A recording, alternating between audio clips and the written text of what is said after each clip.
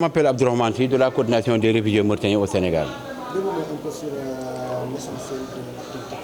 Bon, cette journée est due à la visite d'une ONG américaine ou bien de la société civile américaine qui était passée pour s'enquérir de la situation de la Mauritanie en général et de la vie des réfugiés. Et dans un premier temps, ils sont passés d'abord par Nouakchott pour rencontrer nos compatriotes qui étaient déjà rentrés, qui étaient au nombre de 24 000, pour voir dans quel état le retour a été fait. Est-ce qu'ils ont retrouvé leurs droits les plus fondamentaux? Et après ceci, ils ont tenu une conférence de presse et ils sont passés maintenant ici pour voir les réfugiés qui sont restés sur le sol du Sénégal. Justement, quels ont été les problèmes qui ont été soulevés? Les problèmes qui ont été soulevés, c'est parce que tout simplement, ils avaient décidé de rentrer en Mauritanie, ils étaient au nombre de 24 000. Depuis qu'ils sont venus, il n'y a que 1600 réfugiés qui ont retrouvé leur nationalité. Les autres, jusqu'à présent, sont devenus encore des réfugiés dans leur propre pays, ce qui est vraiment anormal. Dans ces cas de mesure, c'était l'État de la Mauritanie qui continuait jusqu'à présent à élucider vraiment son système de diminuer le nombre de négros mauritaniens qui sont en Mauritanie. Donc, ils n'ont pas retrouvé leur terre, ils n'ont pas retrouvé leurs biens, ils n'ont pas été indemnisés, donc ils n'ont rien eu. Et tout en chacun, on le ramenait à un site à 1 kilomètre de chez lui ou de son village ou de sa ville natale pour lui dire que vous allez avoir un campement ici. Donc, vous êtes revenus encore, devenus encore plutôt réfugiés dans votre propre pays. Une fois qu'ils ont conclu ceci maintenant, il fallait revenir au Sénégal, passer par le Sénégal pour entendre exactement le calvaire que nous vivons depuis les 3 décennies.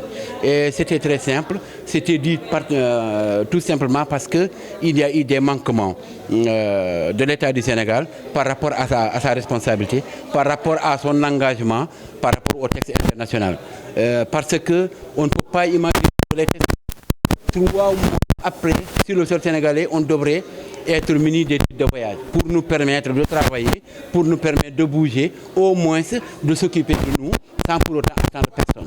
Si maintenant on va jusqu'à vivre 30 ans, avoir le même calvaire, donc cela veut dire qu'il y a eu un manque d'engagement et un manque de volonté par rapport au règlement définitif de ce dossier des réfugiés mauritaniens sur le sol du Sénégal.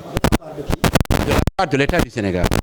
Ça, c'est l'État du Sénégal. C'est l'État du Sénégal qui a donné l'asile à ces réfugiés.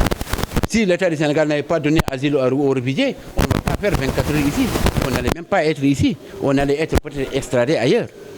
Donc, l'État du Sénégal nous a donné l'asile en respectant les conventions internationales.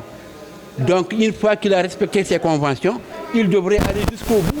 Parce que c'est des êtres humains qui doivent vivre vraiment dans le minimum de respect pour leurs droits.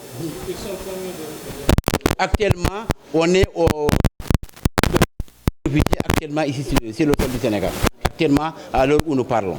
Les chiffres exacts, eux-mêmes, ils ne peuvent pas vous les donner. Pourquoi? Parce que tout simplement, il y a eu manquement par rapport à ces recensements, par rapport à ces journées par rapport aux bases de données pour leur permettre de communiquer un chiffre officiel aux gens.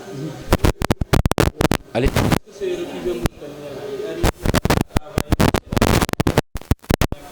Quasiment non. Quasiment non. Il n'y a pas de travail parce que tu n'as même pas une carte d'identité. Vous ne pouvez pas diriger une organe de presse si un réfugié qui a terminé sa formation au CECI venir vous demander un employé qui n'a pas une pièce. Vous n'allez pas embaucher quelqu'un qui n'a pas de pièce d'identification. Ils sont là combien d'années?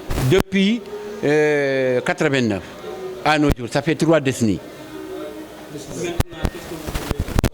Nous ne demandons pas l'impossible. Nous voulons que le gouvernement respecte son engagement par rapport au texte international. C'est un. De deux, nous voulons sensibiliser ces autres qui vont repartir aux États-Unis et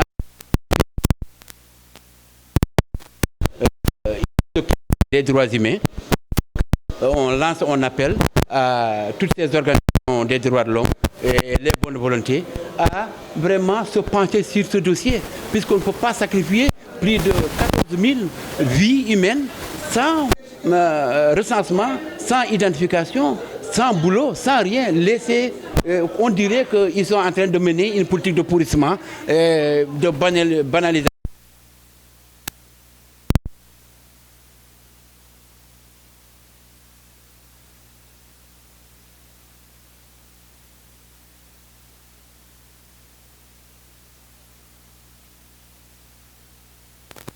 Le président de la République, 3 demandes d'audience. Le droit de l'écrire.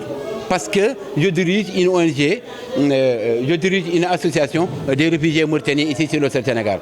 Et comme j'ai été avec l'État du Sénégal à la Commission africaine, j'ai travaillé avec l'état-major particulier ici, ils connaissent les problèmes des gens, mais ils ne veulent pas en faire.